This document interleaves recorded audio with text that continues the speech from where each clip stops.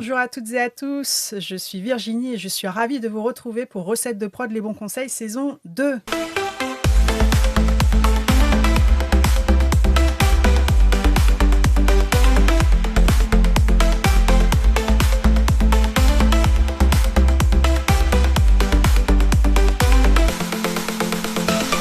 Vous retrouverez toujours des bonnes recettes et surtout des bons conseils pour mieux comprendre ou avancer dans vos productions. Et dans cette saison, vous pourrez profiter de l'expérience d'autres producteurs et productrices ou acteurs de la production audiovisuelle avec des épisodes interview.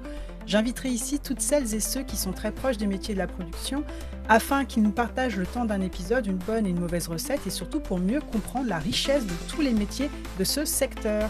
Alors sans plus attendre, allons-y avec Anthony Damario, notre invité pour ce nouvel épisode interview de Recettes de prod les bons conseils. Passionné par le cinéma et ses histoires envoûtantes, c'est finalement par la musique qu'Anthony choisit d'exprimer sa créativité. Compositeur musical pour la télévision, les plateformes et le cinéma, c'est durant ses études en école de jazz qu'Anthony Damario rencontre Édouard Rigaudière, qui nous rejoindra pour une version duo dans un prochain épisode. Et très rapidement, ils travailleront ensemble à la composition musicale originale de plusieurs œuvres qui seront reconnues et récompensées par des prix, dont le film Ghostland de Pascal Logi en 2018, Les Amateurs sur Disney+ en 2021, le film Sous la scène sur Netflix de Xavier Gans en 2024 et tout récemment, ce duo a reçu un nouveau prix pour la meilleure musique originale pour une série lors du festival Sérimania de Lille en 2025.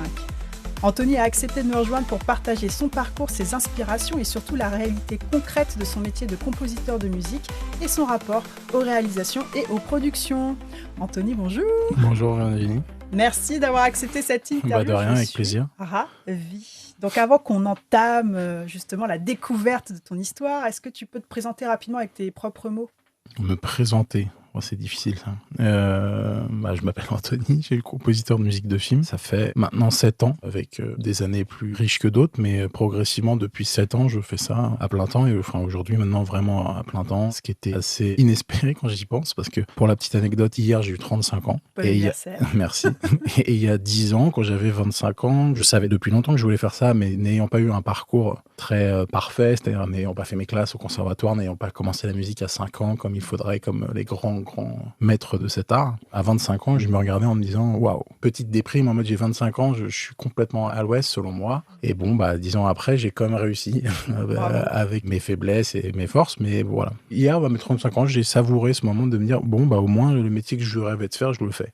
Bravo, voilà. Oui, il faut le célébrer, c'est important. Voilà. Justement, l'objectif, tu vois, de mon interview, c'est de comprendre ton cheminement, comment t'en es arrivé à ce métier-là. T'as pas commencé tout de suite dans des études pour te dire je vais être compositeur de musique originale. Malheureusement, non, ouais. Enfin, lycée, tout ça, toi, tu te projetais comment ? Tu voulais faire quoi ? Je voulais faire ça. Ah oui, déjà, tu savais quand même que tu voulais alors faire déjà, ça. on va rentrer un petit peu dans le vraiment perso, mais j'ai commencé, mon père était musicien, D'accord. chanteur, musicien, il était très bon mélodiste et mélomane, c'est-à-dire qu'il adorait écouter de la musique et il adorait faire des mélodies et qu'il avait des chansons qui sont très belles, avec des mélodies assez fortes. C'était un peu de manière empirique, c'est-à-dire qu'il jouait un peu de guitare, un peu de piano, un peu de tout mal. Ouais. Mais ça lui permettait de faire ses compositions. Il a toujours rêvé d'être chanteur. Il n'en est pas passé loin de vraiment devenir chanteur connu, on va dire. Mais il a eu aussi une carrière au cinéma, il était comédien. D'accord. Donc, j'ai toujours baigné dans le milieu artistique, c'est-à-dire que mon père écoutait tout le temps de la musique, regardait des films. Il m'a conseillé des films. Quand je commençais à m'intéresser, j'ai vu ce film-là, j'aime beaucoup. Il me disait, tiens, regarde ça, regarde ça. Donc, pas mal. Voilà. Okay. Et ensuite, il est décédé quand j'étais assez jeune, quand j'avais 15 ans. Et déjà, je commençais à lui dire que je voulais faire ce métier-là, que je voulais faire de la musique. D'accord. Et lui me disait, c'est compliqué, va jusqu'au bac et on voit vraiment après comment ça se passe. Sauf qu'il est décédé bien avant ça. Et moi, sincèrement, à partir de ce moment-là, je me voyais plus rien faire d'autre, parce qu'évidemment, c'est un événement quand tu as 15 ans qui est un peu marquant et qui peut vraiment impacter. Et la seule chose qui me disait que j'avais envie de continuer, c'était de faire de la musique. Donc j'ai fait de la musique. Je reviens à mon cursus, c'est un truc un peu plus joyeux. Quand j'ai commencé le piano, j'avais 8 ans et j'ai fait 6 mois à peu près. Et j'ai commencé à jouer. Mais le problème, c'est que quand j'arrivais au cours, je n'avais pas vraiment travaillé ce que ma prof voulait. Et je me souvenais d'oreille à peu près de ce qu'elle faisait. Et au moment de jouer le morceau que j'étais censé lire sur la partition, je le faisais à peu près d'oreille. C'était à peu près correct. Mais sauf que ce n'était pas exactement ce qui est marqué sur la partition. Oui.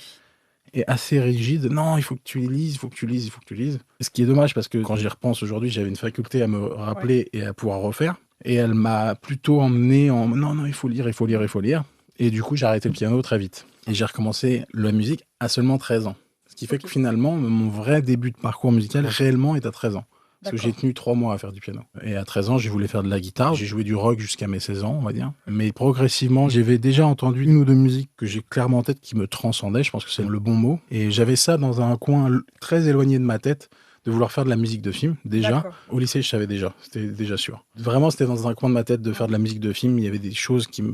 Mais peut-être que tu savais pas encore vraiment comment y aller, quoi, finalement. Ah Comment oui, y non. parvenir. Ah oui, non, absolument pas. Et quel film t'avais en référence? Parce que à 15-13 ans, tu vois, c'était quoi le film où tu te dis, ah là, franchement, c'est ce morceau-là, avec le film, avec les images, c'est juste magique, je veux faire ça. Alors, Est-ce que tu as des exemples? ouais, j'en ai un très précisément, mais c'est un film que je n'avais pas vu à l'époque, et heureusement, parce que c'est un film pour adultes, à mon avis. C'est American Beauty. Et Oui, j'avais entendu d'accord. la musique, et sans savoir exactement ce qu'elle racontait dans le film, ce piano m'envoûtait vraiment. Mm. Et je me rappelle m'être dit, ah putain, la musique de film, ce serait bien quand même. Et ce qui a clôturé vraiment ce truc-là, c'est quand j'ai vu Wall-E, Ouais. donc j'avais 17 ans, il me semble. Et juste avant ça, American Beauty aussi. D'accord, ok. Et ces deux films sont le même compositeur. Donc j'ai vu ce piano transformé dans ce film, à quel point la musique transforme le film et le film transforme la musique. La rencontre se fait réellement, et c'est malheureusement assez rare aujourd'hui, à ce point-là. Il se passe vraiment quelque chose, et c'est ça qui m'a envoûté. Et pareil sur Wall-E, c'est une scène, je sais pas si tu l'as en tête, où il Oui, je me danse rappelle dans le très bien. ciel. Il dit à l'ordinateur, définis-moi ce que veut dire danser. Ah Et oui. ils font une genre de danse cosmique assez romantique entre deux robots. Ouais, il est chouette ce film. Voilà, et avec une jolie scène et une musique qui m'a, moi, transpercé à ce moment-là. Mm. Et à ce moment-là, je lui ai dit, bon, arrête de te voiler la face, je veux faire ça. C'est ça, ok. Ouais. Et alors, comment t'as fait? Parce que du coup, Ah bah tu là- vas à l'aveugle, quoi. Enfin, Ah, au complet. Bah oui, quand on sait pas par où rentrer, enfin, Ah j'imagine ouais. même pas le nuage sur le Bah, chemin, quoi. C'était un nuage. J'ai eu la chance de pouvoir appeler un cousin à ma mère qui est sound designer chez Warner, donc un très très grand sound designer, enfin vraiment quelqu'un qui sait vraiment ce qu'il fait. Il sait à peu près comment ça se passe, donc elle l'a appelé, j'ai parlé 1 heure avec lui, il m'a donné des conseils. Il m'a conseillé de faire une école de son, une école de CID, il m'a conseillé, il m'a dit tu devrais faire ci, tu devrais faire ça, et du coup j'ai été dans une école d'ingé son, parce que c'est ce qu'il m'a conseillé, parce que à l'époque j'hésitais entre le sound design et la musique, pas par réelle envie, mais plus pour me dire, bon, j'apprends un peu tout, comme ça, si ça marche pas, je pourrais peut-être me débrouiller. L'erreur, en fait, à ne pas vraiment faire. Mais peut pas le lui, savoir à ce lui, dans moment-là. sa démarche, c'était pour vérifier ce que j'aimais vraiment, Oui. justement. Oui. Il m'a dit, comme ça, tu verras un peu tout, parce que j'étais encore un petit peu dilué dans la manière dont... Bah oui, c'est pas facile de savoir vraiment vers où tu veux t'orienter, quoi. Je savais, mais j'étais pris par la peur, parce que en fait, Ouais. j'ai commencé à regarder tous les films des compositeurs que j'aimais, à regarder leur parcours. Ouais. Tous, ils ont commencé le piano, ils avaient Ouais, 5 ça fait un ans. peu peur. Le Ouais. truc qui fait peur, et puis le syndrome de l'imposteur, déjà, eux, ils l'ont, alors tu imagines, quand tu es pas du parcours, c'est assez terrible. Mais c'est un truc qui te suit, à mon avis. Oui, c'est pas facile de s'en décoller, quoi. Non, ouais. Moi, aujourd'hui, c'est un sentiment que j'ai toujours, et quand je parle à des gens qui ont fait le cursus qui était nécessaire et qui maîtrisent ce style-là, les plus humbles d'entre eux ont aussi ce sentiment, parce que finalement, c'est assez facile. C'est-à-dire que quand tu te mets à écouter, certains maîtres, John Williams, Ennio Morricone, je vais pas très loin, je vais parler que de ces deux-là. C'est un niveau tel que tu te dis, waouh, tu as l'impression de pas faire le même métier, quoi. Oui, je comprends. Oui. Voilà. C'est impressionnant, c'est un peu Ah genre oui, une c'est- bah montagne oui, à oui. gravir, quoi. C'est ça, c'est les deux sommités dans un style très différent. Et alors, du coup, vers quoi tu t'es orienté? Comme tu savais pas encore par où commencer, en sound design ou en école d'ingé son, donc tu as fait école ingé son, c'est ça? J'ai fait une école d'ingé son, et ce que j'ai fait, c'est qu'à côté, j'essayais de bricoler de la musique sur des courts-métrages qu'on me donnait. D'accord. Le premier court-métrage, c'était À tout prix, c'est de Yandan. Ok. Du coup, Qu'on a eu ici. Je vous invite Ouais. à réécouter son interview. que vous avez reçu, c'est par lui que je suis ici. Oui.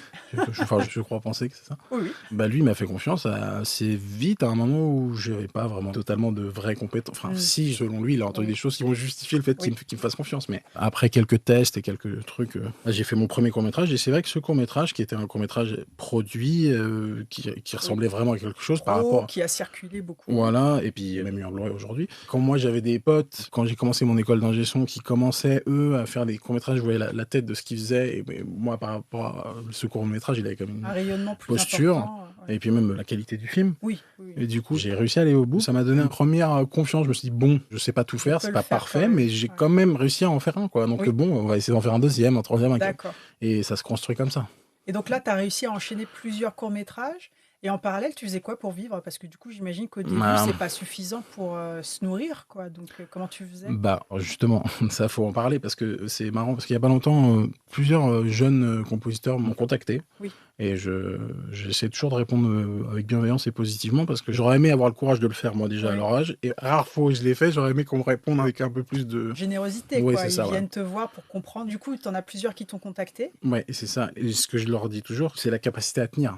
Oui, dans le temps. la durée, la persévérance. Ouais. Et ça dépend d'un peu de courage, d'un peu de chance, mais ça dépend aussi de la réalité financière de chacun et Ouais, du contexte. oui, Moi, mon contexte, c'est que je suis resté chez ma mère. Et j'avais un oui. studio dans son cave et je faisais de la musique dans sa cave et ça me dérangeait pas de rester chez ma mère C'est une chance, parce que hein. j'étais Ouais. proche d'elle. Enfin, je suis toujours, mais elle me soutenait. Et donc, du coup, financièrement, j'étais chez elle. Et si de temps en temps j'avais des problèmes d'argent ou j'avais besoin de sortir ou de faire quelque chose, Elle t'aidait elle quand elle m'aidait pouvait. quand Ah elle oui, c'est une pouvait chance, hein, c'est et vrai. qu'elle pouvait. Il y en a, ils ont soit pas la possibilité parce qu'ils s'entendent pas avec Ouais. leurs parents, ou alors il y en a, ils sont bien avec leurs parents, mais leurs parents n'ont pas assez d'argent pour Oui, pouvoir faire ça. l'espace même pour pouvoir le Voilà. faire. Ouais. Il y a l'histoire de qui veut peut. Je suis toujours un peu réservé là-dessus parce que Pareil, c'est vraiment à nuancer, hein. ouais, il y a une part de vérité. C'est-à-dire que quand on veut vraiment quelque chose, je crois à ça, moi. Mais d'un point de vue plus. Oui, on part pas avec les mêmes billes quand même. Voilà, c'est ça. Mais je crois quand même que ceux qui croient en les lois de l'univers, il y a quelque chose de cet ordre-là. Sauf que Oui. moi, j'ai la chance d'être né là où je suis né, dans le pays où je suis né. Je ne vais jamais tenir ce discours-là à quelqu'un qui a grandi dans un endroit où il a à peine à manger. Je ne vais pas lui dire, t'as acheté un ordinateur pour faire de la musique. Je pense que sa trajectoire, malheureusement, va être beaucoup plus difficile. Ouais.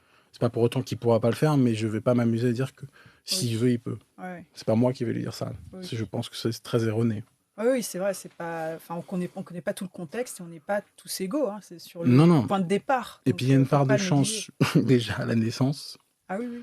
Il y a une part de chance dans la vie et une part de chance de rencontrer les bonnes personnes au bon moment, d'avoir l'opportunité au bon moment. L'opportunité, une fois qu'on l'a, c'est vrai qu'il faut en vouloir pour aller Ouais. au bout. Mais il y en a qui n'ont jamais l'opportunité et qui sont très talentueux, qui sont encore chez eux. Pour certains, à faire de la musique chez leur mère peut-être, ou ils ont dû arrêter et trouver un job pour nourrir leur famille. Et donc, parmi cette typologie de personnes-là, il y en a qui t'ont contacté pour aller chercher du conseil, pour te demander quoi, du coup, ces jeunes auteurs, Alors, compositeurs qui viennent vers toi. Parce qu'on était sur comment tu faisais pour vivre à côté avec les premiers Hmm. courts-métrages, et après t'expliquer que tu avais la chance finalement de pouvoir avoir aménagé ton propre premier studio chez ta mère, et que quand il y avait le besoin d'être soutenu matériellement, elle pouvait t'aider un petit peu aussi de temps en temps, et ça te permettait d'avoir plus de disponibilité pour composer, produire et ainsi commencer à avoir ton CV de compositeur. Et là, tu disais, moi, j'aurais bien aimé que des compositeurs plus en place me répondent quand je demandais des conseils ou des avis.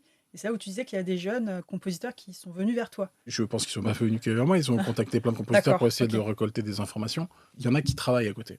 Oui. Ouais. Et quand on fait quelque chose, c'est mieux de le faire à plein temps, à fond. Ouais, mais le problème, c'est qu'il faut pouvoir le faire. C'était juste ça. Oui, d'accord. Okay. Et donc, du coup, c'est un truc qui est propre à chacun. Je disais de tenir dans le temps parce que finalement, moi, j'ai eu mon premier film à 27 ans. Oui. Ouais. Et je crois savoir que c'est pas si tard. C'est quand même un peu tôt, je pense. Ouais. Il faut pouvoir tenir jusqu'à 27 ans. Ouais, c'est vrai. Moi, j'ai eu la chance d'avoir un cadre qui m'a permis de tenir jusqu'à 27 ans sans travailler quasiment. D'accord, ok.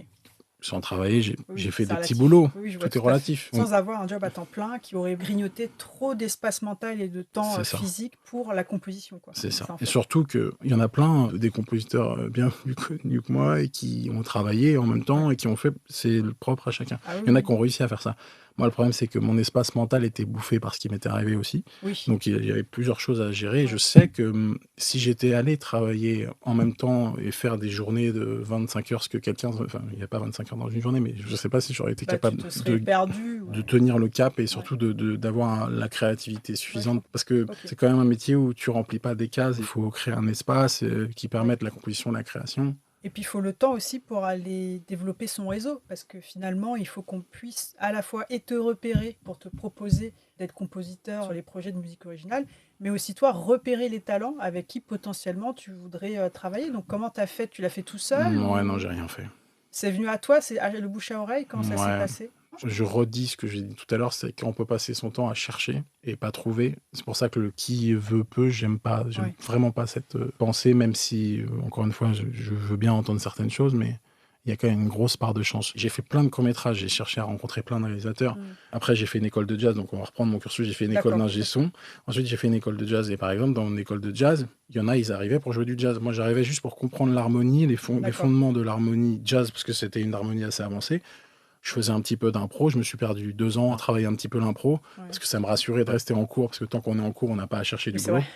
Voilà, j'étais dans cette dualité-là, mais ça m'a appris beaucoup, beaucoup de choses. Mais par exemple, il y avait des improvisations à préparer, des choses à faire, des exercices d'impro, des choses. Parfois, j'arrivais, pardonnez-moi l'expression, à poil parce que j'avais rien fait. J'avais passé 2 semaines à travailler sur un court-métrage. Les vacances de février, on avait un gros truc à préparer pour l'école. J'étais arrivé, j'ai dit: «Je suis désolé, je n'ai absolument rien fait». Donc c'est le truc éliminatoire presque, mais j'ai dit: «Mais parce qu'en fait, j'ai passé 2 semaines à faire de la musique pour un court-métrage, c'est la raison pour laquelle je suis ici». Ouais. Et le prof m'a dit: «Je comprends». Ah bah oui. Parce qu'en fait, j'étais très clair sur ce que je voulais, Ouais. déjà.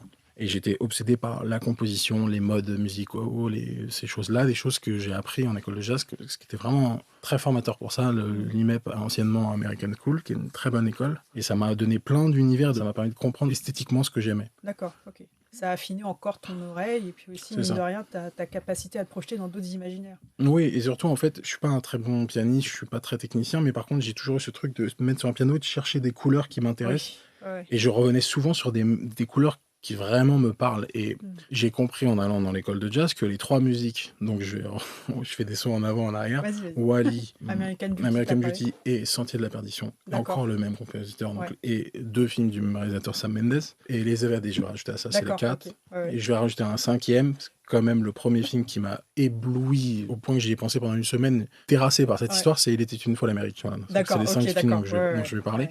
C'est pas forcément mes 5 films préférés aujourd'hui, mais c'est 5 films fondateurs. J'ai remarqué que les passages que j'aimais dans ces musiques-là, j'ai compris en allant à l'école de jazz, ça vient de tel truc.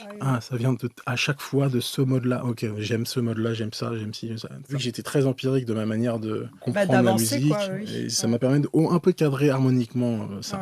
De mieux structurer ta pensée, enfin en tout cas de mieux comprendre aussi tes affects. C'est ça. Super, c'est passionnant.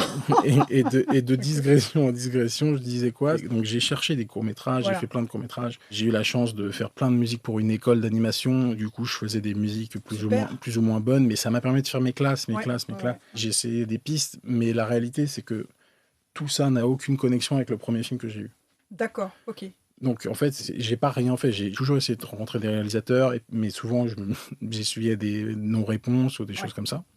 Des producteurs encore plus. Alors là, j'ai jamais eu de réponse. Mais c'est en fait, je comprends pourquoi ils ne peuvent pas me répondre et pourquoi ils n'ont pas d'intérêt à me répondre. Pour les auditeurs qui comprennent pas un peu comment ça fonctionne dans le métier, c'est souvent on relègue quand même aux réalisateurs ou aux réalisatrices la recherche des compositeurs de musique originale. Finalement, le producteur, la productrice a un très petit regard là-dessus, parce que ça finit d'asseoir l'écriture du projet. Donc c'est important que ce soit quand même l'équipe porteuse de la narration au sens large du projet qui partent à la recherche de qu'est-ce que va être l'identité musicale du programme dessus, et le producteur, lui, va juste signer les contrats, accompagner, on va dire, les deals qu'il y a autour de la musique, mais c'est pas lui qui va aller chercher ou proposer, sauf si on lui demande. Ça dépend, sauf si on lui demande. Ou que... plein de producteurs qui sont impliqués quand même, qui vont venir en salle de montage donner leur avis, qui vont dire moi je pense que c'est pas eux qui vont aller dire tiens tu vas travailler avec tel compositeur musical, sauf si l'auteur-réalisateur n'a pas d'idée.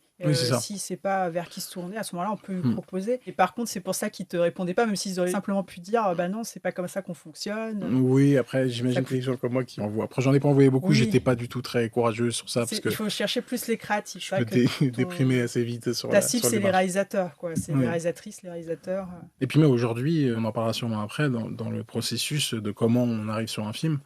Aujourd'hui, il y a des boîtes de supervision musicale, c'est différent encore, c'est encore autre chose. Ça a même changé. Et donc, tu as fait plein de courts-métrages jusqu'à l'école de jazz. Est-ce que tu as une idée du chiffre entre À tout prix et la fin d'école de jazz, du nombre de courts-métrages sur lesquels tu as travaillé? Il faudrait définir court-métrage, mais j'ai dû en faire une centaine. Mais il faudrait définir court-métrage. C'est-à-dire que des fois, j'ai fait des bouts de film. Un unitaire ou...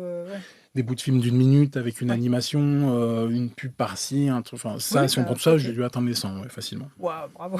Ok, donc mine de rien, tu étais tout le temps en train de composer. T'enchaînais tout le temps les projets. Tout le temps, sauf 2 ans où je faisais de l'impro, et ça me plaisait vraiment, mais j'étais pas du tout assez doué en improvisation pour espérer en faire quoi que ce soit. Et surtout, j'étais dans ma bulle de j'apprends des trucs, et le temps qui passe, tu composes pas trop. Mais pour t'y remettre, c'est un petit saut dans le vide où tu sais pas ce que tu vas refaire la prochaine fois que tu apprends plein de techniques, et tu te couvres de techniques et d'harmonie et de choses comme ça. Et le jour où tu t'y remets, t'as un petit... faut y aller. Et j'ai mis un tout petit peu de temps à y retourner. C'est mon premier film qui m'a remis dedans. Ah, lequel? C'est Ghostland. Ah oui, Ghostland, donc de Pascal Logier. Et comment ce projet est arrivé à toi? C'est une longue histoire. J'étais en cours avec un copain On était en train de répéter, lui il est guitariste, il était à la batterie en train de jouer de la batterie, et moi j'étais sur mon piano en train de chercher des idées. Je commençais à cette époque-là parce que je suis rentré en guitare en école de jazz et au bout d'un an j'ai changé d'instrument, je suis passé au piano, donc j'ai dû accélérer pour apprendre le piano parce que faire de la composition aujourd'hui sans avoir aucune notion de piano c'est assez... Oui, restreint. Ouais, voilà. On faisait un peu une impro qui ressemblait à rien, mais comme ça, je cherchais Bah, en des idées. recherche, quoi. Voilà, ah tiens, une idée qui est pas mal. Et puis il me parle, je dis, tu fais quoi en ce moment? T'es pas trop en cours, toi? Et là, il me dit, bah écoute, je donne un coup de main au père de ma copine, donc à l'époque qui était sa copine. Il est sur un film, et tu sais, moi, je suis dans mon truc, ah ouais, ok, tu sais, Ah ouais. comme si de rien, tu vois. Et il me dit, ouais, c'est un film de Pascal Loger, là, tu sais, comme dans les films, tu tombes de ma Tu touche. ripes. Hein, Hop. pardon? Quoi? Comment J'ai bien entendu, tu vois. Déjà, je connaissais bien son travail. Ouais. Et surtout, pour la petite histoire, pendant que j'étais en mix sur Un tout prix avec Yann, Mhm. on est arrivé dans la salle et il venait de fermer le mix de The Secret de Pascal Logier. D'accord, ok. Donc, tu vois, il y avait une petite synchronicité déjà que C'est rigolo. pour les Ouais, plus ouais. croyants, Oui, ouais, oui, oui. assez jolie, que j'ai pas vu, mais je savais que juste avant Ouais. nous, c'était le nouveau film de Pascal Logier que j'ai vu peu de temps après quand il est Ouais. sorti, qui est un film que j'aime bien par ailleurs. Donc, quand il m'a dit ça, je dis quoi ah bon Bah ouais, c'est bien, quoi. Waouh. Comment Et Qu'est-ce qui se passe, quoi. qu'est-ce qui se passe ouais. Ouais. Et du coup là il me dit bah ouais je vais sur le film nanana. Il a un peu du mal parce qu'il est pianiste, c'est un très très bon pianiste ce monsieur, mais il est pas habitué à faire des musiques de film. Oui, d'accord. Donc j'essaie de l'aider nanana, et je dis mais c'est-à-dire voilà, et il m'explique que c'est compliqué et tout. Je dis attends Ouais, bah ouais, je suis allô, là. je suis là allô, c'est ce que je veux faire depuis que je suis né. Voilà. Je suis dispo quand tu veux. Du coup et j'ai tanné mon pote. Appelle-le. Ah bah, il faut. Pas mal. Il a fini par l'appeler. Ouais. Et j'ai rencontré ce monsieur qui s'appelle Georges, et du coup, quand je suis rentré en contact avec lui, on a refait toute la musique avec lui. Il avait déjà fait des thèmes assez balisés sur le film, et on a D'accord. refait toute la musique. Et c'est à ce moment-là où on avait 3 semaines pour proposer un nouveau truc pour pas Ouais. que la musique soit complètement changée de direction. Et qu'ils prennent quelqu'un d'autre. Ouais, ouais. Donc on a refait ensemble. J'ai appelé Édouard à la rescousse, que je connaissais très vaguement, mais par pure intuition. Vas-y Édouard, je sais qu'il voulait des synthés. Édouard, il aimait bien les synthés, j'avais ce souvenir-là. Et on a commencé À composer. à composer. Autour des thèmes du pianiste, du coup, pour vraiment garder ce qu'il non, avait fait. pas que. Il y a 2-3 moments très importants du film où D'accord. les thèmes du pianiste qui sont encore bien à l'image. Ouais, ouais. Par-dessus, parfois, moi j'ai arrangé des thèmes à lui. Par ailleurs, j'en ai fait d'autres pour d'autres moments. Ouais. Et après, au bout de 2 semaines, j'ai appelé Édouard en mode Édouard, il a fait un tiers, moi j'ai fait les 2 autres tiers. Super. Et par-dessus, il y a les thèmes du compositeur qui étaient là jusqu'au Semaine, ça devait être qui était là, intense, hein. qui était là Ouais. jusqu'au bout. Il n'a rien lâché. Après 3 semaines, on a mis un petit peu plus de temps parce que D'accord. une fois qu'on avait redressé la barre, il fallait quand même faire Oui. 2-3 trucs. Ouais, ouais, j'imagine. Et voilà. Ok. Et là, Super. j'ai Et là, ça Là, c'est- a rassuré Pascal Logier. Et il a oui. gardé la musique. Voilà, c'est ça. D'accord, ok. Et donc les thèmes qui étaient là présents ont été un peu étoffés et on en a rajouté d'autres et du coup on construit une musique comme ça. Et pour la petite histoire, aujourd'hui encore, c'est le film dont je suis le plus fier. Ah oui, il est bien, je me rappelle. Alors, très bien, celui-là. Je parle pas forcément de la musique parce que la musique, j'ai fait ce que j'ai pu au moment où j'ai pu. Et maintenant j'ai évolué, donc voilà. Mais le film en lui-même, Ouais, c'est moi, un je vrai, regarde un peu c'est un vrai metteur en En scène. salle, ça marchait vraiment bien. Non, mais c'est surtout c'est un vrai metteur en scène. Enfin, c'est une bible. Oui, je vous recommande d'aller voir ce film, d'ailleurs. Je recommande pour ceux qui n'ont pas de mal à regarder les choses assez violentes, mais Ah ouais, c'est pas le pire, je trouve. Mais bon, après, ça reste du Pascal Logier. Enfin, je veux oui, dire, voilà, c'est ça. Non, mais il faut quand même, Oui, c'est vrai, c'est vrai, c'est un avertir, public averti, c'est avertir qu'on va avoir une vraie oui, proposition il de cinéma assume, ouais, ouais, assumée. il assume. Le père de famille qui veut faire un dimanche cinéma, bon, Ah il oui, peut, non, il peut c'est regarder pas- Gauchland, oui. mais il faut qu'il soit prévenu. Voilà, Quoi. c'est ça, je suis d'accord.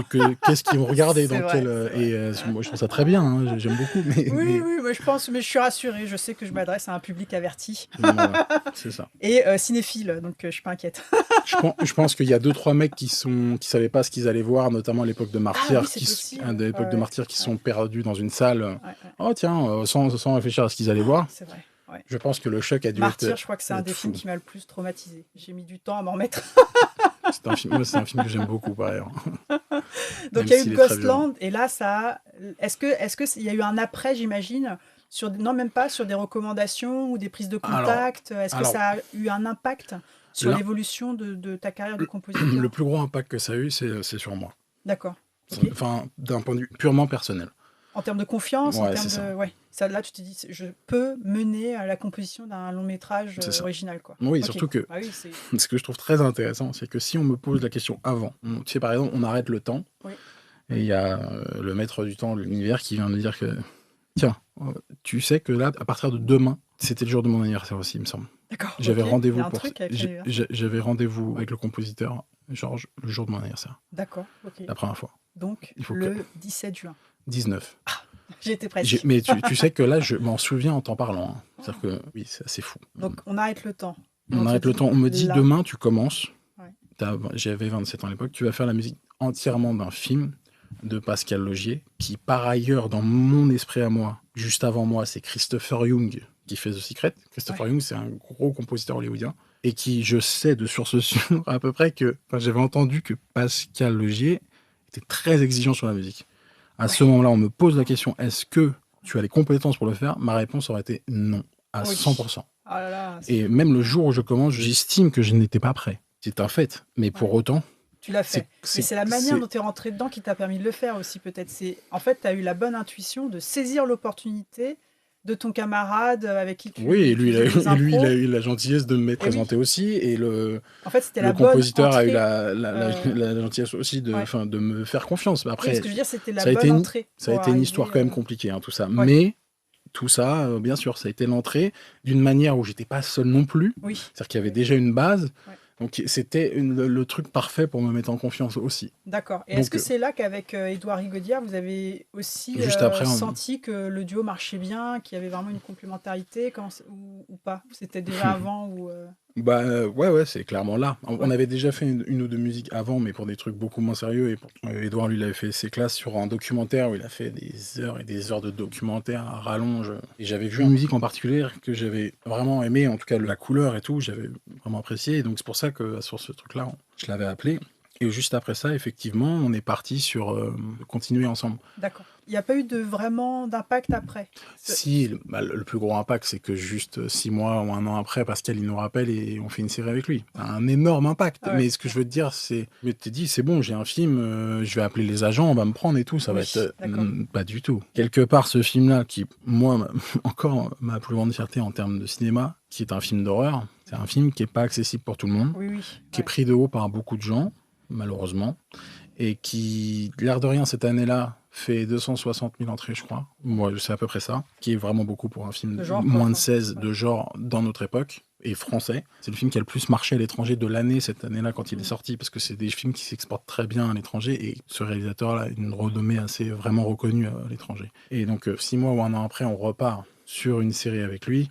Là, oui, l'impact, il a été là. 6 mois après, quand il faut refaire une série avec Pascal Logier, mais cette fois-ci, on n'est que tous les deux, et que faut transformer l'essai. L'essai a été transformé une fois, et là, la deuxième fois, c'est la confirmation. La pression, elle est encore plus grande, parce que là, on ne veut pas décevoir. Quoi. Ouais, ça, c'est un truc que j'ai jamais dit, mais je vais le dire là, comme ça. Le jour où il nous appelle, ouais, vous êtes chaud? Oui, on est chaud. Grave, bien sûr. Enfin, à quel moment on pourrait te dire non, mais bon, voilà. Le soir même, j'ai été chez Édouard, j'ai fait une mini crise d'angoisse tout seul. Je veux bien le croire. J'étais en mode, ok, du coup, là, on va faire la série. Ok. T'as toujours besoin de te confirmer à toi-même. Tu vois. Et ce qui est très difficile, c'est que c'est même dans ce métier, les réalisateurs avec qui tu bosses et les producteurs, par moment, ils peuvent te faire ressentir ça en mode est-ce que vous allez y arriver tu vois, un peu par maladresse si tu es sensible aux émotions des autres, ce qui est un peu mon cas, tu peux tout de suite sentir une inquiétude chez quelqu'un. C'est les émotions. Et ça, si toi tu l'as aussi, là tu... Ah oui, je comprends. Tu glisses quoi. Là, tu peux glisser. Et ce soir-là, j'ai glissé en mode comment on va faire j'imagine. Et en fait... ça a été un océan de tranquillité avec le réalisateur. Top, il était en confiance, vous compreniez en confiance, très bien, et surtout, on avait très bien compris ce qu'il voulait, et puis on sait ce qu'il aime, et surtout, rares sont les aussi exhaustifs que lui, sur ce qu'il aime et ce qu'il veut. Il est précis. Ou en tout cas, il est très précis sur ce qu'il aime pas. D'accord, c'est important, c'est déjà pas mal. Mais alors du coup, est-ce que tu peux utiliser ce projet-là comme exemple de collaboration? Finalement, il vous contacte, il est très content de Ghostland, il est content d'avoir travaillé avec vous sur la musique. Il dit, là, j'ai un projet de série, j'aimerais bien faire la composition de musique avec vous. Comment vous travaillez? Qu'est-ce qu'il vous envoie? Comment vous échangez? Comment vous communiquez? Parce que du coup, c'est vraiment la connexion d'esprits qui ne pensent pas de la même manière, mais qui doivent quand même trouver un langage commun pour que la musique soit en harmonie avec l'image. Est-ce que tu peux nous expliquer un petit peu plus comment ça fonctionnait à ce moment-là? Alors, je peux, mais c'est pas une vérité générale dans le sens où ce projet-là, ça s'est fait comme ça. Oui. Et après, il y a d'autres manières de faire, et celui-là, ça s'est fait comme ça. Et en fait, nous, le truc qu'on a voulu faire pour se baquer, nous-mêmes, et puis pour le baquer lui, parce que, en fait, on était dans un truc, tiens, on t'envoie comme ça, t'as de la matière avant. Mais c'était aussi nous parce qu'on était comme ça, Ouais, tu vois. je vois tout à fait. Donc on a fait 2 heures de musique avant même qu'il soit en tournage, tu vois. Je sais Ouais, pas. ouais.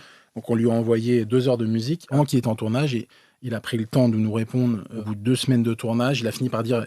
Mais nous, on était comme ça. C'est le temps qu'il écoute, tu vois. Surtout à cette époque-là, on était plus jeunes, c'était différent, tout était différent. Aujourd'hui, Ouais. j'en vois, j'attends, je sais que ça peut prendre du temps et que parfois les réalisateurs, ils Oui, n'ont tu même as pas eu le temps d'écouter. l'expérience. Donc, Mais quand ça fait 10 jours, il a écouté, enfin, tu as envoyé, il n'a pas pu te répondre. ouais. Toi, dans ton truc, c'est peut-être qu'il n'a pas aimé, Il peut-être n'aime ceci, pas. peut-être Ouais, aussi. ouais, c'est chaud. Et en fait, non. La différence, c'est que lui, en tout cas, c'est comme ça qu'il a fait avec nous. Je n'ai toujours pas écouté, je suis en tournage, mais je vais me poser Ah, ok. ce week-end, je vais le faire.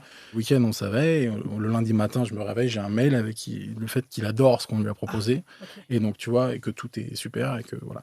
Donc ça, j'ai fait un petit bond en avant. On a travaillé sur scénario D'accord, ok. pendant qu'ils étaient en montage. Et on a commencé à recevoir des rushs et on a pu tester sur des rushs. Attends, fais voir en dessous comment ça passe. Ouais, ça le fait Ok. grave. Voilà. Ça, c'était déjà, on avait déjà eu une conversation avec lui. Donc je reprends dès le début. Oui. Ouais. Il nous envoie les scénarios. Oui. Et ensuite, il nous dit, on se voit et on en discute. D'accord, ok. Et donc, on était chez lui. Et là, il nous a fait écouter de la musique. Hmm. Il nous a dit, je vous fais écouter quelque chose qui n'a rien à voir avec ce qu'on va faire, mais il y a quelque chose dedans à capter. D'accord. Ah, ok. Donc ça, c'est assez difficile. Ouais.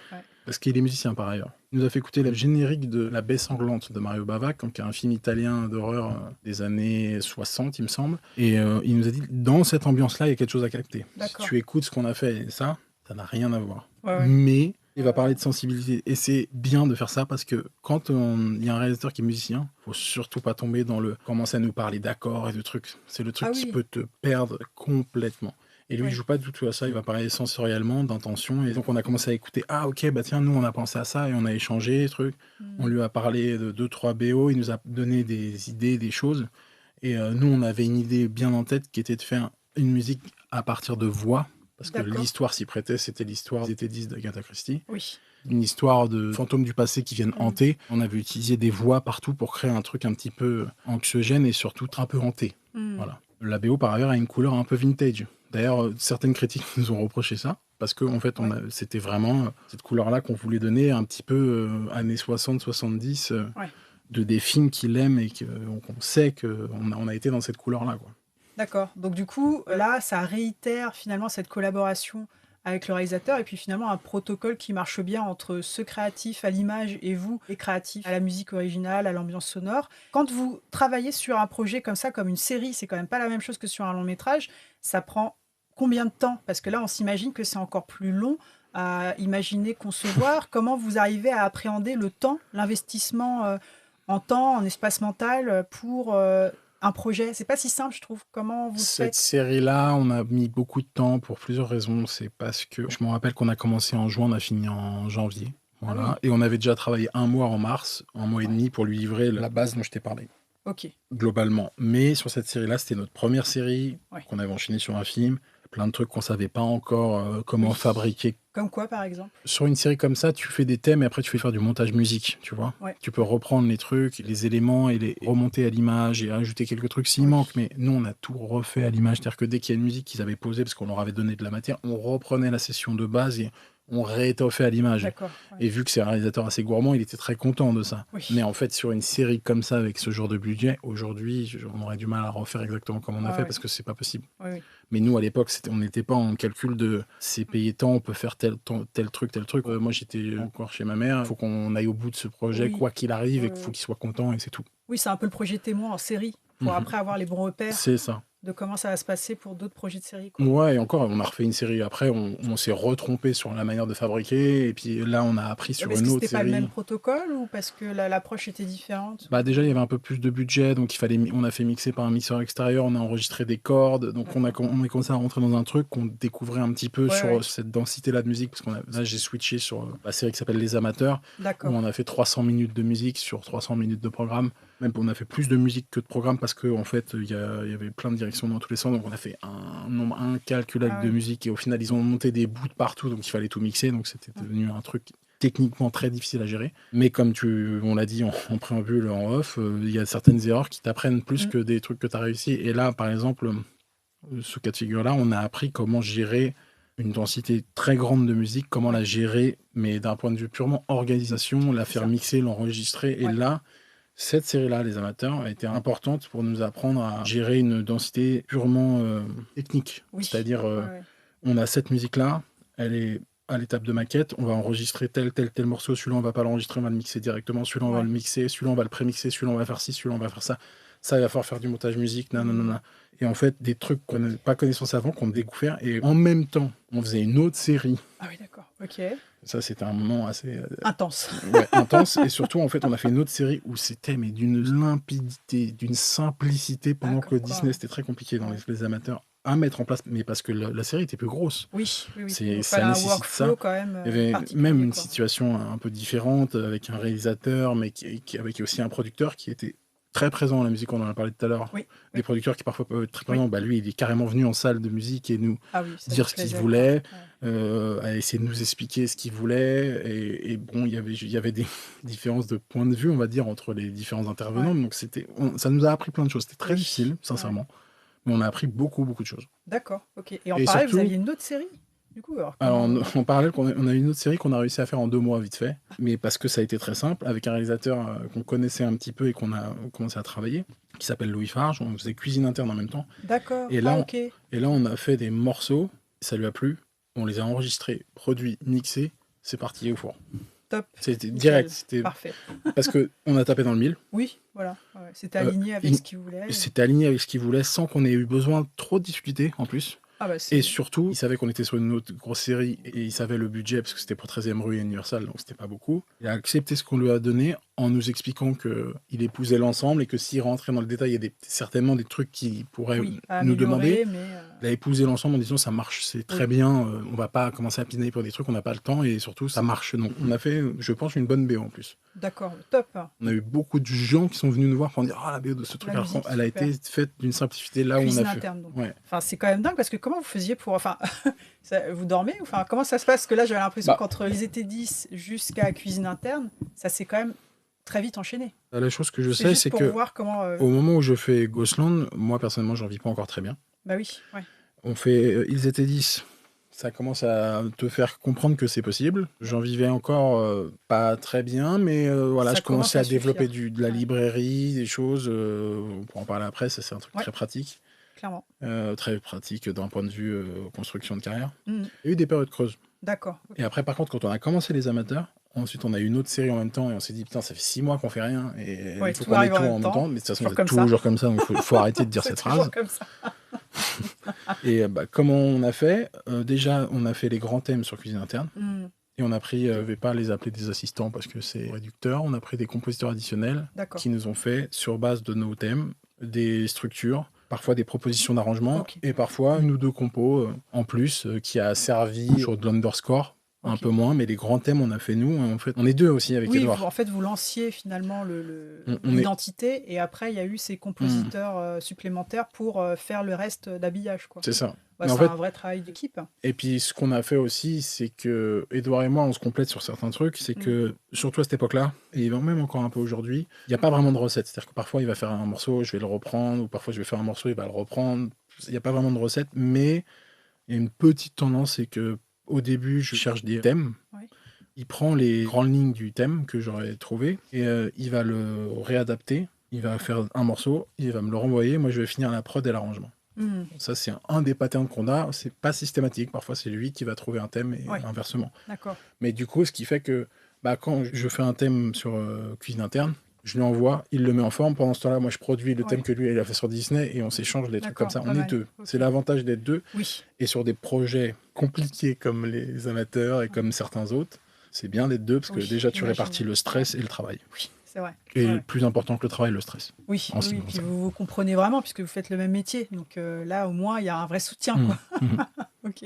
Et après, cuisine interne, vous avez eu quoi d'autre comme projet? Comment ça s'est enchaîné Alors, on a fait donc cuisine interne, Les Amateurs qui a fini. D'accord. Et ensuite, Louis, le réalisateur de cuisine interne, a réenchaîné avec une autre série qui s'appelait Follow. Et on a refait la musique avec lui. Ok. Pareil, super fluide. Pas la même chose que la première fois. Super fluide. On savait où on allait, on a envoyé. Très organisé. Petit budget. On a enregistré peu de cues, mais ceux qu'on voulait défendre. La suite, on a fait du montage musique. Quelques cues à l'image pour des scènes manquantes. Ça a été très, très fluide. Et la série a une vraie Une patte, enfin une identité forte. alors que Ouais. c'est un très petit budget, que par ailleurs c'est une série qui a quand même quelques faiblesses évidemment, mais pour 13e rue, ça a gagné le prix au festival de La Rochelle D'accord. de meilleure série, alors que c'est une série 13e rue, c'était, tu vois, Ouais, ouais. c'était pas gagné d'avance Oui, sur le c'est papier, vrai. tu pars vraiment pas favori. Ouais. Et pourtant, ça a gagné, et voilà. Et ensuite, on a enchaîné avec Sous la scène, D'accord, ok. et ensuite, on a fait Logout, pour lequel on a eu le prix pour Série Mania. D'accord, Voilà. c'est intense en tout cas, on voit que ça enchaîne, ça s'arrête pas. J'ai une question là, pour l'instant, on a quand même la sensation que tous ces projets-là t'ont plu, enfin vous ont plu quand tu les faisais avec Édouard, que vous étiez quand même fiers de pouvoir composer et faire la musique. Est-ce qu'il y a des projets, c'est un peu étrange ma question, mais où vous avez fait la musique, mais vous n'assumiez pas, ou vous aimiez pas trop le résultat, mais ça a été la commande quoi. Vous avez respecté la commande, ou est-ce que vous prenez que des projets que vous êtes capable de défendre. Enfin voilà, parce que des fois, on est obligé, pour vivre, de faire elle est des... difficile ta question, parce que c'est un mélange de tout ça tout le temps. C'est-à-dire que Ouais. c'est constamment des choses que tu C'est acceptes. le curseur qui varie. À cette époque-là, on n'en était pas au stade où on allait dire nous on fait ci, on fait ça, on non, défend. mais, ouais. Je commence sérieusement à vouloir sélectionner et me diriger vers une direction précise Ouais. aujourd'hui. Oui, Mais d'accord, sincèrement, tous les projets qu'on a fait, on a essayé de les faire du mieux possible, on a pris du plaisir à les faire. Oui. Comme il y a eu des moments difficiles. Ouais. Sur les amateurs, il y a eu des moments, c'était pas évident en termes de production, la manière de fabriquer, et puis même de comprendre exactement ce qu'ils voulaient. Sous la scène aussi, c'était un vrai challenge, parce que c'était un très gros film. Ouais. Et là, on pourra en parler après, en termes de production, c'est de très loin le plus gros truc qu'on ait fait, parce que là, on a fait 10 jours d'enregistrement, donc c'était difficile le processus. Mais quand je me suis retrouvé en salle d'enregistrement, avec 10 jours d'enregistrement, je t'ai parlé de la petite anecdote d'il y a 10 ans, quand j'avais 25 ans. Oui. Je pense que ce Anthony-là, il aurait bien aimé voir ce jour-là. Ouais, d'accord, ok. Ça l'aurait rassuré, parce qu'en fait, c'est le moment où tu es dans le studio, tu as fait ce que tu as à faire, il y a une équipe béton armé autour de toi pour faire tout, et toi, tu es juste là à dire si t'aimes ou pas, si c'est OK. Et encore, tu suis tellement de l'exécution finale de ce que tu as initié. De ton travail. Voilà. C'est vrai que c'est bien quand même. Et donc, pourquoi c'était difficile le protocole sur Sous la scène? C'est par rapport au délai ou... Non, qu'est-ce qui était compliqué pour vous sur ce projet-là? Parfois, c'est de comprendre exactement, comprendre ce qu'il faut, ce qu'ils veulent, ce qu'il faut ou ce qu'ils veulent. C'est-à-dire que parfois, même toi, tu rentres dans le film et puis tu trouves ton chemin. Parce que vous n'avez pas la même grammaire, donc. Ouais, et puis même, ça nous arrivait sur plein de projets où tu envoies le truc, c'est nickel tout de suite, t'es dedans et c'est tout de suite. Ce qui s'est passé sur Sous la scène, parce qu'on a fait une compète, une musique qu'ils ont adorée. Mais après, ça a été très poussif de trouver l'angle de travail. Et tu le construis petit à petit, tu finis par trouver le chemin, et après, c'est une fois que tu es sur les rails, ça va, tu vois. Mais c'était un film difficile, parce que déjà, c'est un film compliqué, d'1h40, je crois, et que 1h20 de musique, tout est enregistré, donc c'est en termes de production très très dense. Et puis, il y a des scènes d'action, il y a plein de couleurs dans ce film. Ah ouais, c'est vrai. Donc du coup, d'un point de vue purement technique, à mettre en place et même à écrire pour un film comme ça, c'est pas évident. Il y a des films qui sont plus évidents à aborder en termes de comment tu vas construire ta narration musicale. Tu as des scènes d'horreur, des scènes de poursuite, tu as des scènes de... Et c'était pas trop compliqué de travailler avec Netflix, parce que j'imagine qu'au-delà de la supervision du réalisateur, il y a quand même aussi la supervision de la plateforme qui a sa propre identité de programme, ou comment ça se passait? C'était que le réal qui était votre intermédiaire, ou il y a eu quand même non, parfois tu peux avoir des notes, tiens, Netflix, ils ont pensé ça. Mais c'est aujourd'hui, donc on va en parler, on a dit qu'on en parlerait, il y a des supervisions musicales. Donc là, c'était My Melody qui faisait la supervision sur ça. D'accord, ok. C'était Rebecca Delaney, et elle est là aussi pour... Netflix, ils ont pensé ça. Traduire les demandes de la plateforme. Voilà, cette musique-là, ils ont aimé. Celle-ci, ils ont trouvé que c'était pas assez moderne. Enfin, je dis un peu n'importe quoi là, mais... non, mais c'est pour comprendre comment elle travaille avec vous. Mais voilà, c'est ça. Parfois, quand on n'arrive pas à comprendre ce que quelqu'un veut, là, je parle plus généralement du métier de superviseur. Parfois, le monteur ou la monteuse, le réalisateur ou la réalisatrice ont des points de vue pareils qui peuvent être les mêmes. Parfois, ça peut être un tout petit peu différent, mais du coup... ça se traduit par quand on envoie une musique, c'est pas tout à fait juste, parce qu'il faut trouver un entre-deux pour les deux. Le superviseur musical est là aussi pour venir traduire, dire voilà, essayer de proposer des solutions un peu directes. Trouver le juste milieu pour les collaborateurs. Et là, sur cette écriture finale. Tu parlais de Netflix, par exemple, ils peuvent avoir une demande. Ah, cette musique-là, ils ont aimé, ils trouvent canon ce thème, mais par contre, cet endroit-là, ils trouvent qu'il faudrait plus ça, donc elle nous traduit ça. Aussi, il y a eu un autre superviseur qui a été amené par le réalisateur pour traduire ce que lui voulait.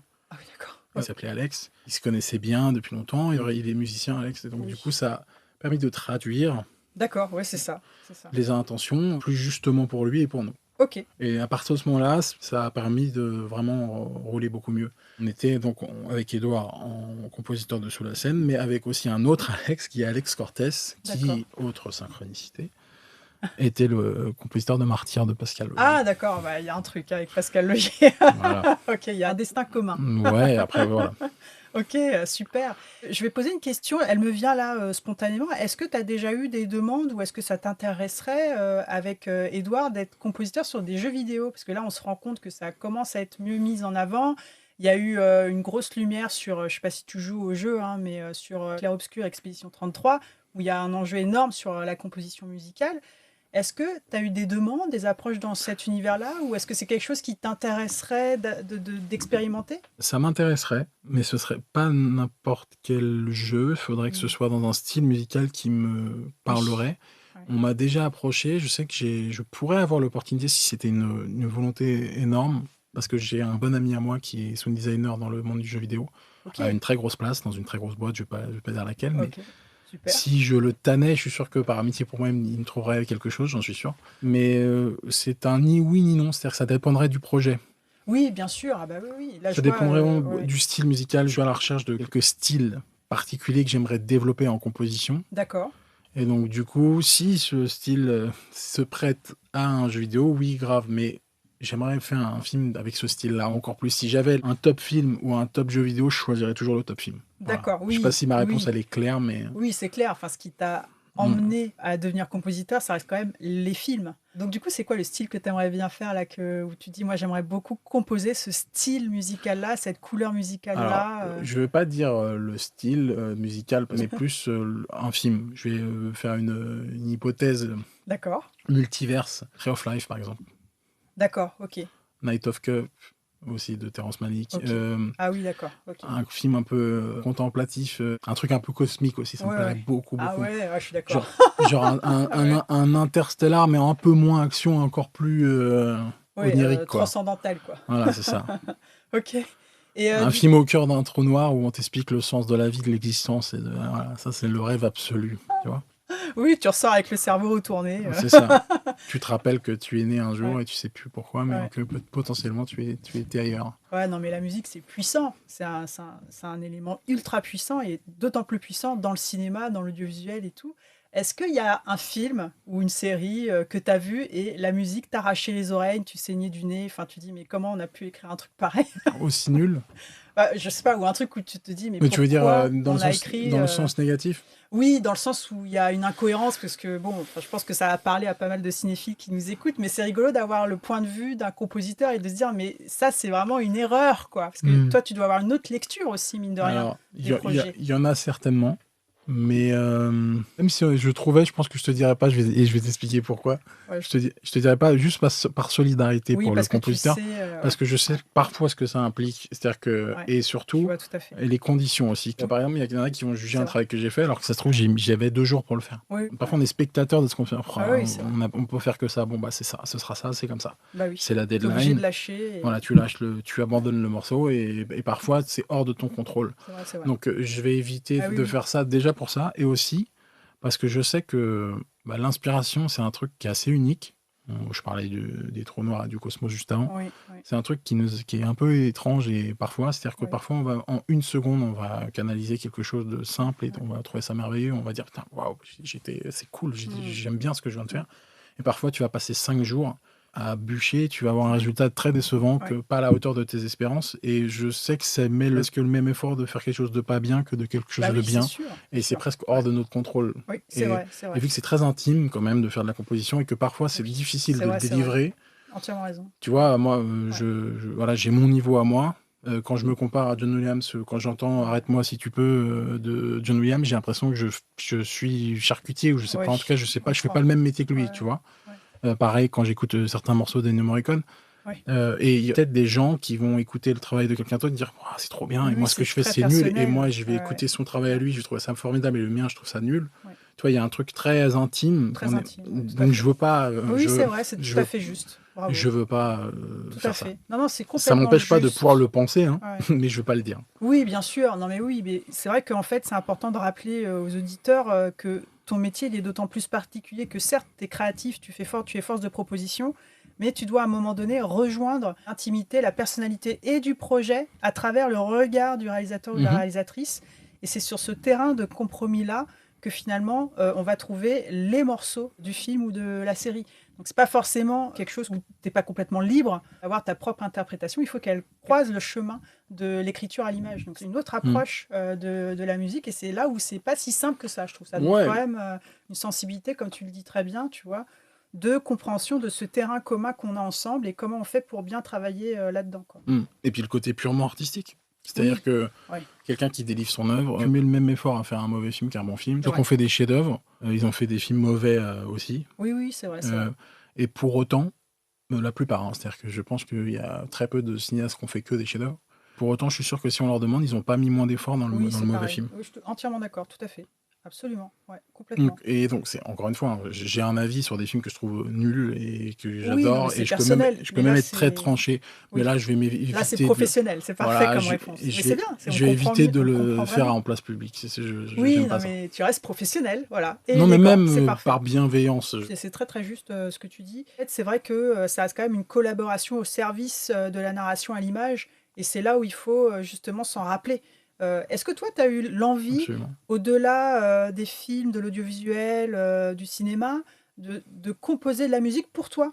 C'est-à-dire que vraiment de faire tes propres morceaux, pourquoi pas de faire un album, j'en sais rien, mais de la musique qui existerait en dehors d'une image audiovisuelle comme support? Alors oui, j'en ai fait, mais je la diffuse pas forcément, ou alors c'est pour moi ou pour dans un cadre qui est autre. D'accord, voilà. Okay. Et tout à l'heure, tu parlais de librairie, donc ça veut dire que sur certaines compositions que tu as pu faire, il y a des morceaux dont tu as pu garder une partie des droits ou les droits et que tu peux refaire circuler, reproposer, recycler. Comment tu gères ça? La librairie, c'est un vaste sujet parce que tu peux aller chercher des musiques dans une librairie pour un film où il manquerait une musique, pour une émission, pour du flux, pour plein de choses. Et c'est hors de contrôle, c'est-à-dire que ça peut atterrir sur des programmes que tu n'aurais pas envie de t'identifier. Il y a certains compositeurs qui voient ça d'un mauvais œil de ce fait-là, et aussi du fait que quand tu écris une grande musique de film, t'as pas envie que ce soit utilisé n'importe où et que ce soit restreint. Mais du coup, la librairie, ce qui, moi, personnellement, je trouve intéressant, c'est quand je fais des albums purement de flux, de librairie, du catalogue, ça permet de faire vivre quand même. Oui, parce que quand t'as pas de projet, que t'as des musiques qui vivent un peu, qui passent à droite à gauche, tu as du droit d'auteur, ça te permet de tenir. Et si tu en fais beaucoup, tu peux vivre même que de ça. Et il y a des très bons compositeurs de librairie qui sont spécialisés dans la librairie parce que c'est pas exactement le même savoir-faire, qui sont très très bons et qui font des super musiques de librairie. Donc c'est un peu différent. Mais ça permet de te faire, c'est une expression que j'utilise souvent, un tapis de sol. Oui. Et ça peut te permettre de refuser un projet que tu n'aurais pas envie de faire si tu sens qu'il n'est pas fait pour toi. Oui. Tu ne le fais pas que pour des raisons financières, du coup. Moi, c'est ma philosophie. C'est pour ça que j'essaie de faire un peu de librairie à côté. Pour pouvoir dire oui à des projets sur lesquels je serais peut-être moins payé. Mais que j'ai envie de faire. Et à l'inverse, dire non à des projets que je serais obligé d'accepter financièrement pour des mauvaises raisons. C'est l'idéal, hein. Clairement. Oui.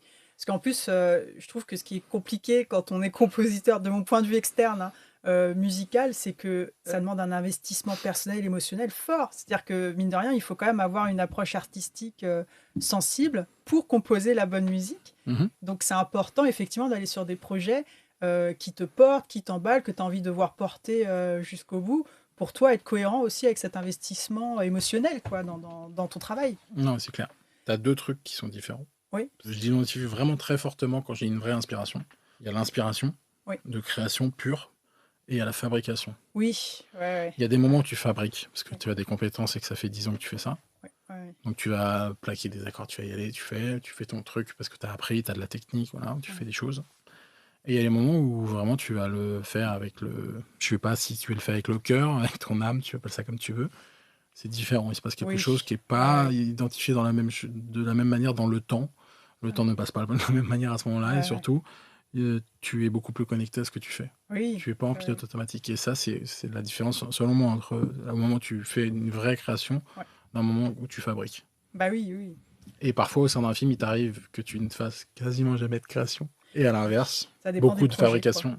Il y a toujours un moment de fabrication. Inhérent à la musique et à l'art en général, c'est obligatoire. Mais le moment d'inspiration pure, il est très court. Après, c'est du temps de fabrication, de technique. Mais le moment d'inspiration, il est court. Ok, je comprends. Et ça demande un effort de concentration. Il y en a qui arrivent par plein de biais. Mais ça, je pense que ça se cultive. Oui, c'est un muscle à travailler, quoi.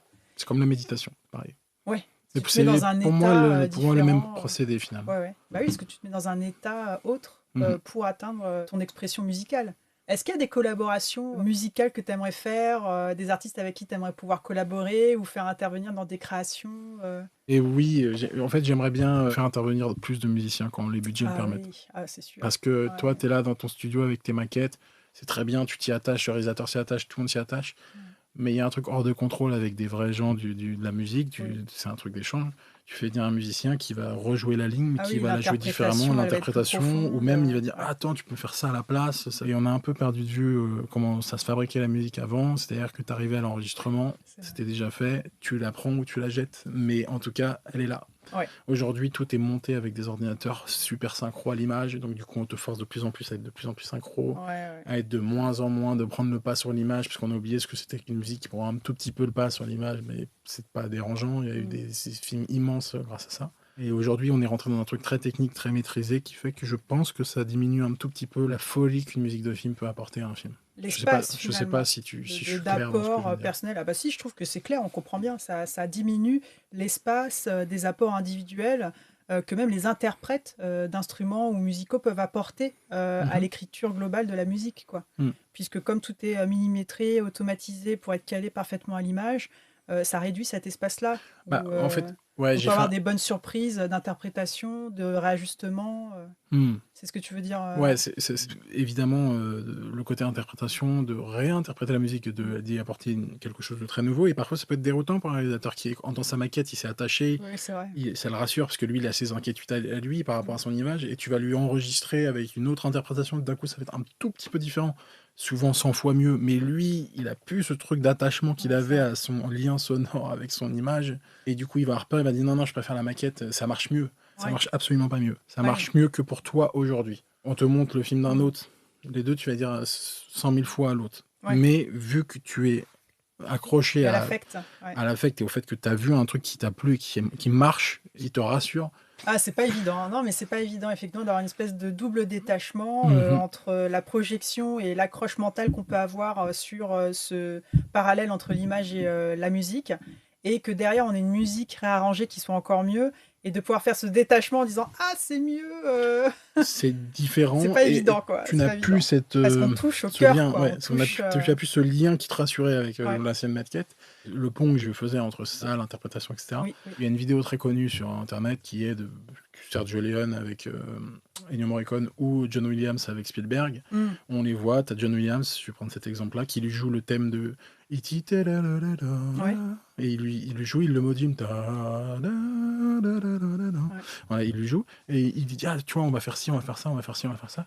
Mais à ce moment-là, tout se passe dans leur tête. Ouais. Bon, celle de John Williams, je pense qu'à ce moment-là, elle est nettement beaucoup plus remplie que celle de Spielberg, parce qu'ils font pas le même métier. Oui. Lui, il voit ses images, l'autre, Oui. il entend tout l'orchestre déjà. Oui. Mais il lui dit, tu vois ce qu'on va faire? Ah ouais, ça va être super. Et on arrive à l'enregistrement, c'est super. Ah, est-ce qu'on peut faire quelques petits ajustements là? Bon, lui, c'est tellement un monstre, j'imagine qu'il serait capable de réécrire Ouais. tout en 10 secondes, mais Ouais. ce qui n'est pas le cas de tout le monde. Mais ce que je veux dire par là, c'est qu'il découvre la musique en même temps que le film, il se Oui. prend le truc dans la tête à cette époque-là. Ouais. Et aujourd'hui, il n'y a plus du tout cette surprise-là. Tout est super maîtrisé, super cadré, Ouais, ce qui fait que ça enlève une énorme liberté au compositeur. En fait, c'est ça que je voulais dire. Oui. C'est que avec le parcours que j'ai, j'aurais dû faire différemment. Si j'avais dû faire de la musique de film dans les années 60, j'aurais dû aller au conservatoire, ce que je n'ai pas pu faire. Faut reconnaître quelque chose, c'est qu'à cette époque-là, par moment, il y a des films où la musique dépasse un tout petit peu, parce que elle n'a pas été millimétrée par un ordinateur, mais il en ressort quelque chose qui va vraiment faire corps avec l'image et avec l'histoire, qui va épouser l'ensemble. Et là où nous, on va aller chercher au détail près. Attends, enlève ce synthé, il bouffe tel truc. Attends, on va enlever tel truc. On est dans le... Donc tout est super poli, tout est super travaillé, et ça donne des musiques parfois formidables en musique de film, encore aujourd'hui. Mais ce que je veux dire par là, c'est que rares sont les fois où je me suis retrouvé devant un film récent où la musique m'a pris autant que sur la fin de E.T. ou sur la scène de la tarte à la cerise de mémoire dans Il était une fois l'Amérique, ou même dans la scène d'évasion dans Les Évadés, où ça c'est un des plus grands moments pour moi de musique de film. Il y a un truc qui est incontrôlable et merveilleux que je trouve qu'on a perdu aujourd'hui. Ouais, je comprends tout à fait. Bah après, l'approche n'est pas du tout la même, comme tu l'as très bien expliqué. Et finalement, cet espace de liberté, finalement, de la bonne surprise de création musicale, c'est drastiquement réduit. par rapport aux enjeux de production et à la manière dont on appréhende la production audiovisuelle et cinématographique maintenant. Bon, bah, c'est super. Écoute, je crois qu'on a fait pas mal le tour. Mais j'avais encore une question, si tu es d'accord. Par rapport à la transmission, au partage, aux personnes qui voudraient s'orienter vers ce métier-là de compositeur musical, comment ça se passe? Est-ce que tu interviens dans des écoles? Est-ce que tu fais des conférences? Ou est-ce que c'est quelque chose qui pourrait te plaire ou pas, la transmission? Récemment, on a fait une masterclass avec Edouard et d'autres compositeurs dans une école, dans l'école dans laquelle on a appris, donc c'était assez joli, on est retourné dans l'école à laquelle on était, mais c'était une masterclass de 2 heures avec un prof qui, lui, par ailleurs, donne des cours, il me semble, au conservatoire du 11e. D'accord. Où il y a une classe d'écriture qui, paraît-il, est vraiment superbe, et beaucoup de jeunes compositeurs sortent de là-bas. À l'époque où moi, je cherchais, ça n'existait pas. Soit il fallait que j'aille au conservatoire faire mes classes, mais je repartais de zéro et c'était trop déprimant et je n'avais pas le courage. Soit il fallait partir aux États-Unis pour avoir des écoles formidables mais très chères. Mais aujourd'hui, il existe vraiment des bonnes formations en France, de musique à l'image, il me semble. Par ego, je pourrais pas le faire, mais j'ai presque envie d'y aller, quoi. Ah, bah c'est pas mal. Non, mais tu vois, c'est dire que ça répond à une demande. J'exagère, mais ça répond à une demande que j'ai tant voulu il y a une époque. Vraiment de... Oui, pour être rassuré dans son processus pour aller vers la composition musicale. C'est ça. Et donc oui, j'aimerais bien, mais je pense pas que je serai un très bon prof. D'accord, ok, voilà. Bon, bah, on verra. Ça va peut-être se présenter à toi. On m'a proposé cette année de faire une intervention dans une classe et malheureusement, j'ai pas pu... j'ai pas eu le temps et j'ai même pas eu le temps de dire non, clairement. Donc tu vois, ça, faut que je m'en occupe, ça me fait penser. Bon, bah, on pense à vous. Ne le prenez pas personnellement. Mais ouais. Ok. Bon, bah Anthony, merci beaucoup. Je te propose qu'on s'arrête là pour cette première partie. De toute façon, on se revoit dans quelques mois pour refaire une interview avec ton binôme, donc Édouard Rigaudière, à qui on envoie un grand coucou. Merci pour cette interview. Est-ce que tu aurais un dernier conseil à donner aux personnes, soit qui veulent être dans la composition musicale, ou un dernier mot que tu veux partager en fin d'interview? Un conseil, c'est d'essayer de ne pas lâcher. Oui. Si vraiment on est intimement convaincu qu'on a envie de faire ça, que ça nous rend heureux de faire ça, il y aura toujours quelqu'un pour nous dire que c'est compliqué la musique. Moi, on m'a répété ça toute mon adolescence et je partais vraiment pas avec les meilleures armes. Persévérer. Ouais. Après, tu te retrouves à avoir la chance de faire quelque chose quand même que t'aimes. Il y a tellement de personnes aujourd'hui qui galèrent à trouver du travail et même à être épanouies dans leur vie professionnelle. Si nous, on a la chance de pouvoir essayer, ça vaut le coup quand même d'essayer. Et puis, faut essayer de pas trop avoir peur, pas trop se dire mais je suis fichu, si ça marche pas, je vais rien pouvoir faire. Tenter. Avoir un peu de foi et essayer de dire que ça va le faire. Et si ça le fait pas, bon bah il y aura peut-être un plus beau chemin différent. Oui. En tout cas, ça reste un très beau métier. Merci pour ce partage. Bah, merci à toi, merci beaucoup. Comme vous le savez, je vous invite à liker, à partager positivement, à commenter positivement cet épisode et surtout à le diffuser à celles et ceux qui pourraient en avoir besoin. Et on se retrouve très bientôt pour la suite de votre podcast favori Recettes de prod, les bons conseils. Merci Anthony. Merci beaucoup, à bientôt.